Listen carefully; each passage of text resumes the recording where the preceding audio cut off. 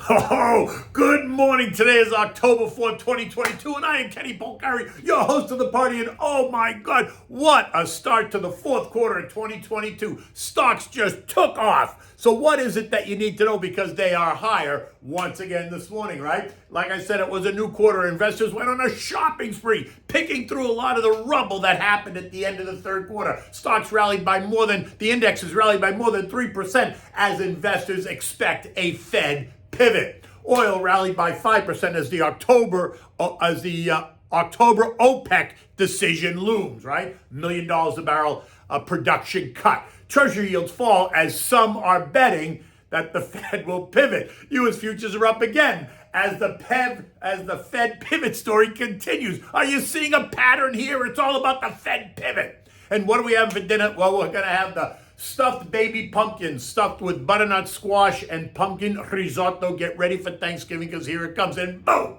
It is the start of the fourth quarter 2022, and what a start it was. Buyers taking control of the market, either that or sellers finally becoming exhausted, taking the pressure off the sell side. Economic data yesterday morning showed some weakness. The ISM manufacturing fell to 50.9, just a hair above the neutral level and below what was expected, while the S&P manufacturing PMI rose to 52. So again, there's a small disconnect there, right? Slightly higher than the expectation. Construction spending falling by 0.7%. New orders fell to 47.1. Total vehicle sales were strong, but less than expected. The Reserve Bank of Australia, which was supposed to raise rates by 0.5%, chose to surprise the markets and raise them by only 0.25%, which was interpreted as a slight pivot because the expectation was for that 0.5% rate hike, which then gave the fuel to the story that the Fed must be about to pivot. It was the start of a new quarter. Stocks had gotten smashed during the third quarter, and so, as we have discussed at length, there were bargains, right? Think like Bloomies. When you go into Bloomies and things are marked down 20, 30, and 40%. Everywhere you look, there were bargains. Some of the biggest names and sectors that had gotten beaten up as portfolio managers and investors raised cash last quarter ahead of what was or is expected to be a difficult time going forward, right? And they were the biggest beneficiaries. The rally started before the opening, continued right into the closing bell, climbing higher and higher as each minute went by. By the end of the day, the Dow gained 765 points at 2.5%. The S&P up 92, 2.5%. The Nasdaq up 240 points, up 2.2%. The Russell up 45 points, nearly 3%. And the transports up 405 points, or 3.3%. The tech sector rallied by 3%. Communications up by 2.8%. Industrials up by 3%. Energy up by 5%. But to be fair, that's about the pending OPEC Plus decision due out tomorrow when they meet in Vienna. Rumor has it that they're about to announce a million barrel a day cut in production to stop the bleed, right? To stop the price of oil from going lower. The XLV, the healthcare, up 2.8. Basic materials up 3.2. Financials up 3%. The SPXL, which is the S&P triple levered long, jumping by 7%. Semiconductors, which have gotten absolutely smashed, down 40% year to date, rallied strongly, rising 3.5%. Cybersecurity is up 3%. Artificial intelligence up 3%. Fossil fuel names like BTU and Cracker up 5% and 4.5% respectively, taking those two names up 160 and 124% year to date as Europe braces for winter. And hello, we've been talking about those names for months now, right? And as you would expect, the contra trade suffered, right? The dog down 2.6%, the PSQ down 2.5%, the short down 2.5%, the SPXX, which is the S&P triple leverage short, down 7.8%. All very exciting. But you have to ask yourself, is this just a relief rally or is it the start of something new? Has the picture completely changed between what investors were focused on last month and what they were focused on yesterday? Last week showed us that the core PCE deflator, the Fed's favored data point, rose, which is not good. While yesterday, the ISM manufacturing PMI fell slightly. And suddenly, we peaked inflation. And that means the Fed must be ready to pivot. The RBA, Reserve Bank of Australia, raises by less than expected. And that means that the Fed is going to follow suit. Suddenly, there's a sense that one weaker macro data point supports a Fed pivot. Really? So the stronger S&P PMI means nothing? Or the stronger PCE core deflator is useless? Okay, I get it. Focus on the data point that supports your position, which makes sense, versus suggesting that the markets were well oversold territory and just were ready for this boomerang rally. It is the start of earnings season. I told you it starts next week. And while earnings have been positive so far, the estimates are coming under pressure as the global economy begins to show signs of stress. And inflation continues to rob consumers, forcing them to make tough choices. At the beginning of the quarter, third quarter earnings estimates showed a 9% year-over-year increase. That was the expectation.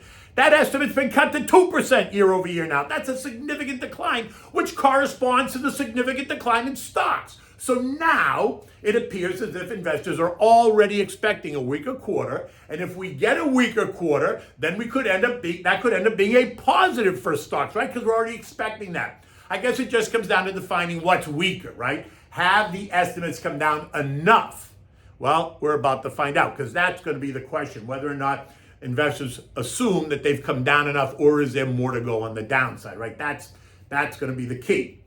Okay, we're going to run with that. And while I want the angst to be over as well, my gut says this is just another bear market rally and an ongoing downtrend. Kind of like the bear market rally that took the S&P up 18% off the June lows before taking it down 16% by Friday afternoon. The trend is lower. The August high is below the March high, which is below the January high, and the lows are lower. So the August low is below the June low, which is below the May low, which is below the February low, which is below the January low. So it's lower highs and lower lows. That forms a downtrend.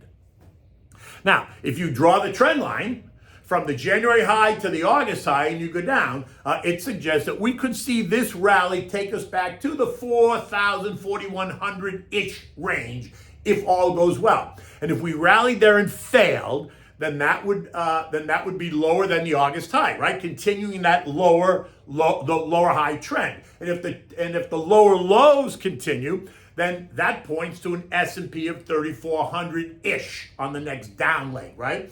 Now, we could also rally to 4,100 and bust up and through. And if we did that, then it changes the narrative completely. And while so much of the macro data could change as well, we have to wait over the next 6 or 7 weeks. So you got to sit back, but that does not mean that there are not opportunities staring you in the face, right? There is, which is why I keep saying stick to your plan. The dollar index, DXY, ending the day lower yesterday. It's lower again today, and it's helping the overall mood. The index is trading at 111.23, down from last week's high of 114.78. There are a couple of ways to think about this. One, it's pricing in a Fed pivot.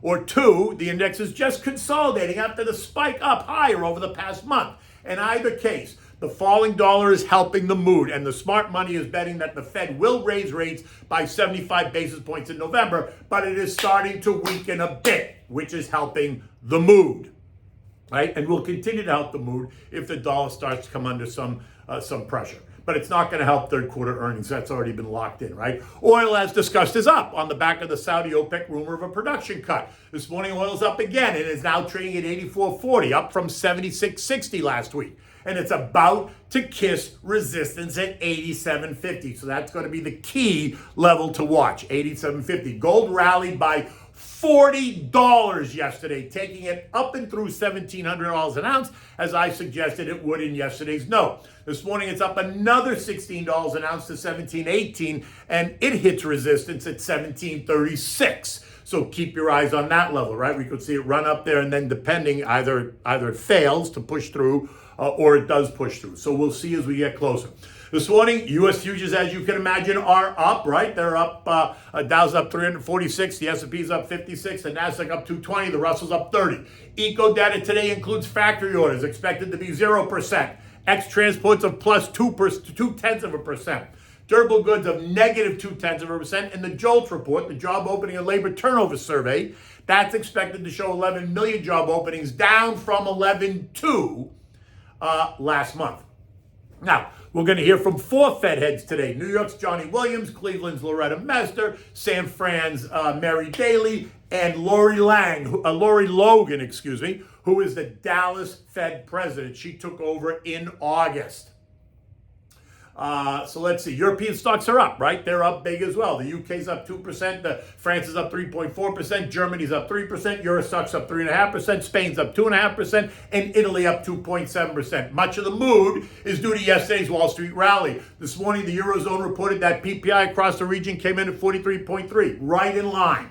The chaos created in the UK last week by Prime Minister Truss has calmed down, but she might already be considered a lame duck after her antics last week. And Kwasi, I don't even think history is going to remember his name, but it is early in the game. And while Credit Suisse sold off hard yesterday, it did manage to rally back, but it's still causing angst for management as they try to control the narrative. The story's not over yet by any stretch, but it is not a Lehman hysteria either, at least not yet. Right, so we got to stay tuned and we got to watch that and see how that comes together over the next couple of weeks, I would imagine. Treasury yields came in hard yesterday. The 2-year Treasury now yielding 4%, the 5 years yielding 3.78, and the 10 years yielding 3.5. And those yields are down significantly from where they were last week, and that too has helped fuel the mood, right? Some saying that the yields just got, again, way out of control, right? Prices dropped too much, yields went too high too quickly, so they need to rebalance. Remember, last week the 10-year was yielding 4.25%, and that created all kinds of stress in the markets and speculation about what was next.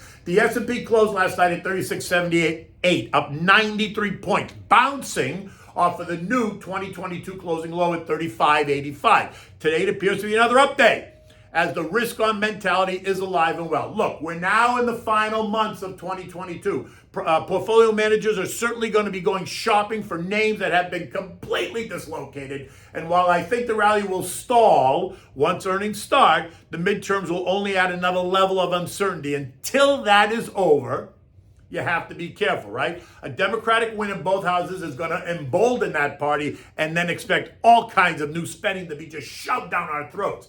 A split Congress should help to stall that, and a GOP win in both houses will put Joey in the corner. But then nothing gets done, so I'm not sure that that's necessarily the right thing. I think it needs to be a split Congress. Remember, the Fed has the next meeting on November 1st and 2nd. In any event, I do expect a Christmas rally post the election, and I think the year-end target is now around 4,000-ish. 2023 expectations will be modified post the election when it's clear what that outcome is, because then you'll have a better idea of kind of what policy will be. In any event, it's always best to stick to the plan, like I've been saying, even if it means just putting money into cash as you wait for more clarity.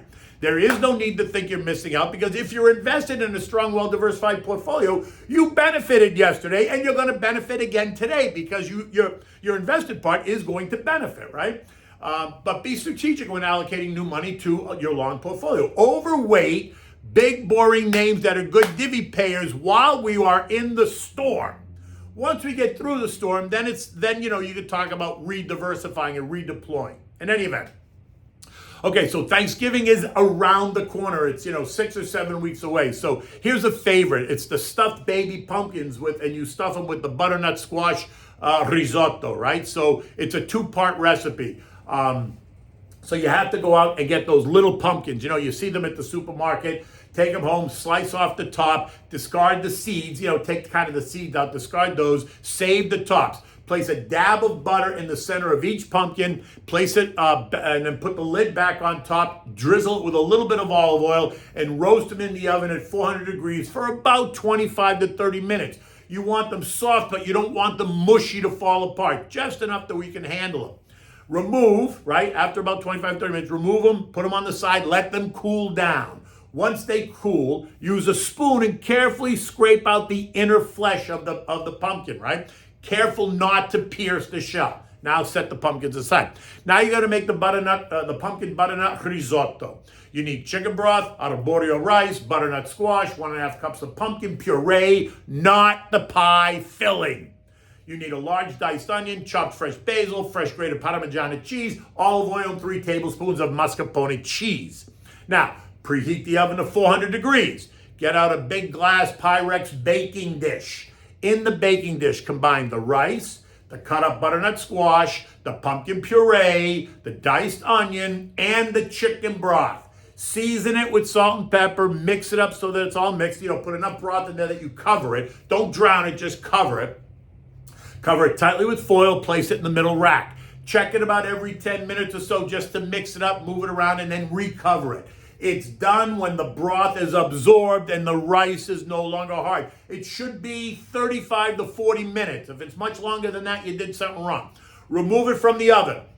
Now, take the tinfoil off. Add a couple of handfuls of grated Parmigiano cheese and the mascarpone cheese and the chopped basil. Mix it up well. Now, take a spoon and fill each one of those little pumpkins with a risotto. Put the lid back on top. Set it on a large serving platter for the presentation. Your guests will love it, and it looks great on a Thanksgiving table. Oh, Thanksgiving just around the corner. I can't wait. And the market is now open, and stocks are off once again. The Dow up 576 points as we speak. Until tomorrow, take good care.